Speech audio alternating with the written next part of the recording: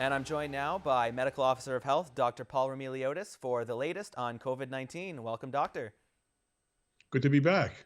All right, so people that have been following the local cases on your website may have noticed a change, and I'll let you kind of explain those changes to the website reporting.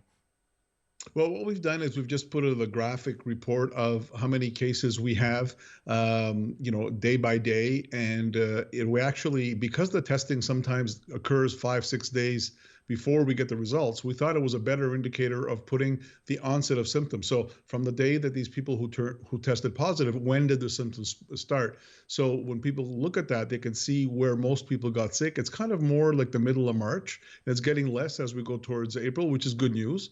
And then we have another graph that gives you kind of the accumulated numbers, which is actually that curve.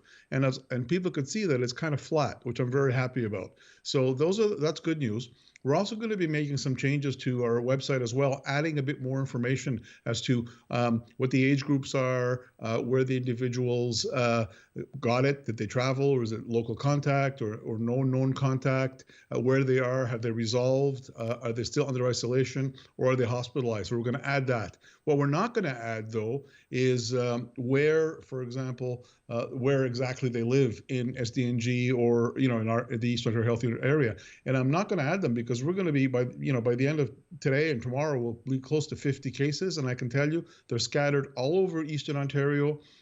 We've got cases everywhere, and so I don't want people to say, well, my little town didn't get it, I'll be okay. No.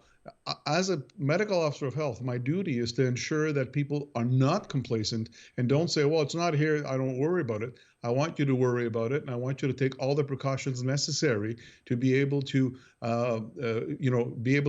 keep our curve down to protect those vulnerable ones around us. And of course, part of all of that, those measures and staying safe, you had 2 new orders last week, and the province as well on the weekend announced some new orders in terms of essential businesses. So I'll get your thoughts on where we stand with those orders. Well, first of all, I think it was timely that they were all done at the same time because they came out after the release of some of the numbers and some of the projections, both provincially and locally, where we have done a good job in decreasing the numbers of potential deaths and potential hospitalizations and potential cases, both in Ontario and more specifically to our area. But so the good news is that we've substantially decreased those numbers, but there's still numbers, there's still potential. And so we need to further extend those measures. My Section 22 orders really were based on a lot of the complaints we were getting that people go to the box stores, retail stores, and there really wasn't much of crowd control. There were people running around, kids running around, people were congregating on the parking lots. So my order was really addressed at those retail areas so they can ensure that there's crowd control, people who are waiting in line are social distancing, and all the infection control processes are in place to protect both the customers and the employees. So that was one of them, and we're working with our partners, the police, bylaw officers, to make sure that people understand that. I'm also requesting that people who go and shop at these places also respect the signs. A lot of the stores have put measures in place and people are not heeding them. So again, don't congregate in the parking lot, don't congregate in the store, keep your distances, go in one at a time, don't go in with your family. One person at a time from your family is fine, and then you go home. The other order that I did was really just to ensure that people who have COVID or have COVID symptoms or who are suspected of COVID stay home for a 14-day isolation. So those are very important. And at the same time, the ministry, as an extension of these sort of closures, now made the list of essential businesses or workplaces even shorter. It was 75. Now it's about 43 or so. So again, we're working with our police and others to make sure that those places remain closed. As I said, this is a collective effort. And as you can see, we're spreading more of those measures. But I think we're going to see results. And the next week or two is very important. Now, one thing that's on a lot of people's minds, I think, as we continue to practice these social distancing measures, are masks. There's been a lot of talk on the provincial level and the national level, and of course at the local level on do masks work, do they protect? So I'll get your thoughts on that.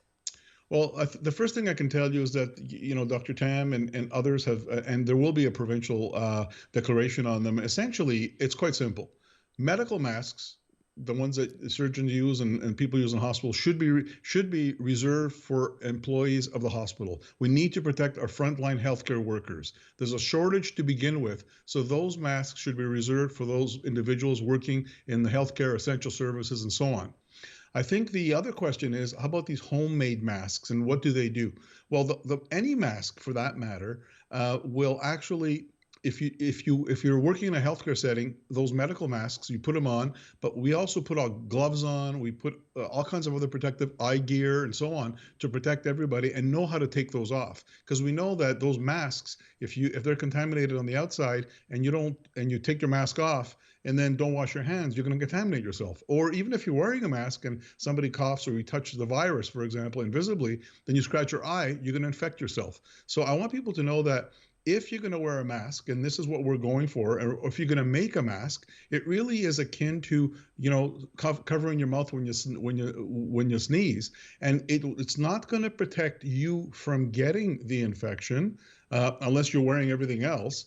It's going to actually protect you from spreading the infection. So if people want to wear those masks, they need to understand that despite wearing those masks, you're still not protected 100%, and you still have to wash your hands, follow the infection control procedures, and do the social distancing.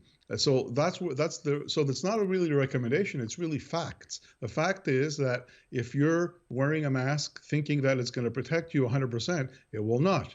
You need to take other measures as well. And please do not buy medical grade masks. Keep them for the healthcare professionals. Absolutely, and of course there's an opportunity as well to donate them. I know the Cornwall Community Hospital is accepting donations of medical protective equipment as well. On that note, Doctor, I'd like to thank you very much for joining me for this update, and best of luck. Thank you.